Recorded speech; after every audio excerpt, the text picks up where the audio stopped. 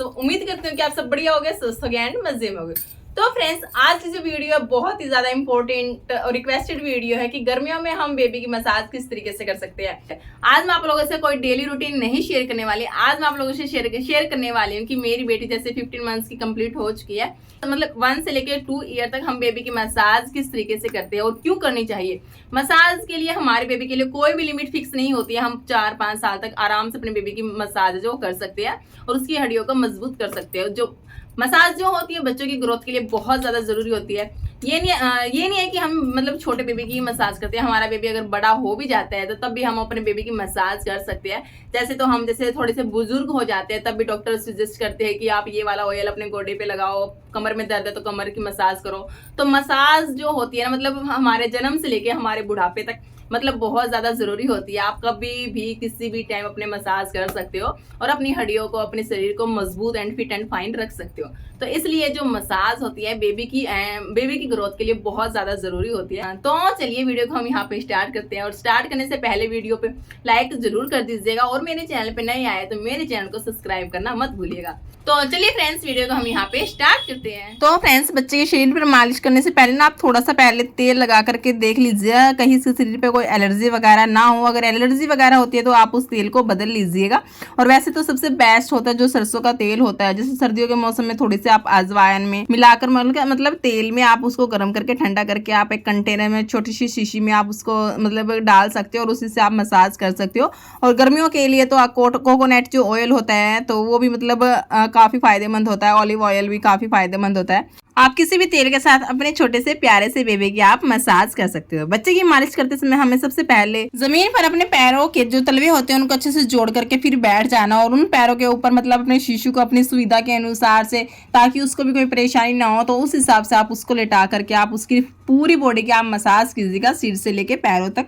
हल्के हल्के हाथों से आपको इसकी ना पूरी बॉडी की स्टेप बाय स्टेप आप लोगों को इसकी बच्चे की मसाज करनी होती है। तो आप देख सकते हो यहाँ पे मैंने अपनी टांगों पर अपनी मेरी सी प्यारी सी गुड़िया रानी मायरा रानी को मतलब लेटा लिया है। और अभी इसकी मैं सबसे पहले तो मैं इसकी बैक मसाज करती हूँ। कमर की मसाज मतलब बहुत ज़्यादा ज़रूरी होती है। मेन फोकस हमारा कमर पे ही होता है। कमर रीढ़ की जो हड्डी होती है जो मजबूत होना बहुत ज़्यादा ज़रूरी होती है, क्योंकि हमारे शरीर का जितना भी बेस होता है वो सब सारा मतलब रीढ़ की हड्डी पे ही होता है।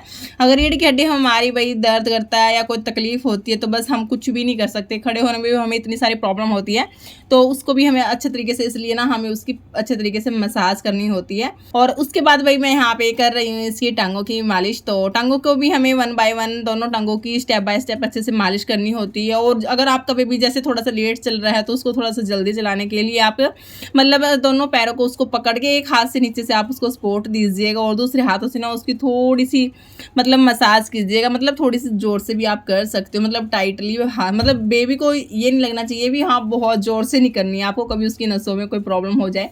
मतलब थोड़ी सी आप तेज स्पीड के साथ आप कर सकते हो।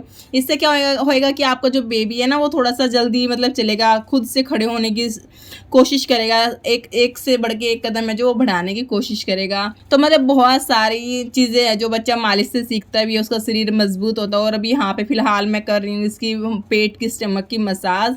जो नाभि होती है बच्चे की उस पर भी प्रॉपर तरीके से हमें मसाज करनी चाहिए, क्योंकि पेट में बहुत सारी प्रॉब्लम होती है। छोटा बेबी होता है वो हमें बता भी नहीं पाता, वो तो सिर्फ बात बात पे ना मतलब रोता है या उसको फीड करना होता है तब रोता है, उसके पेट में कोई दर्द होता है वो तब भी रोता है। तो पता नहीं लगता भी बच्चा किस वजह से, क्या प्रॉब्लम से क्यों रो रहा है। तो मतलब ज़्यादा अधिकतर टाइम बच्चा हमें रोता है ना तो हमें उसकी पेट की मसाज कर देनी चाहिए, क्योंकि उसको कब्ज की भी मतलब थोड़ी सी प्रॉब्लम हो जाती है इस सिचुएशन में, क्योंकि वो घूमता फिरता तो है नहीं, एक जगह पर लेटा ही रहता है।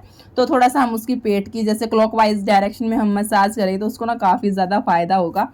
और यहाँ पे ना मैं अपनी मायरा रानी को बोल रही थी बेटा कैमरे की तरफ है ना बाय बाय करो, ताकि मतलब ये चीज़ें ना बच्चे सिचुएशन मतलब इस उम्र में सीख जाता है। जैसे बाय बाय करना, हेलो करना, आइज़ का है, नोज़ का है। तो थोड़ा सा ना मतलब 1 से जैसे 2 साल 1.5 साल तक का जब हमारा बेबी होता है ना तो उसको ना ये चीज़ें भी सिखानी चाहिए।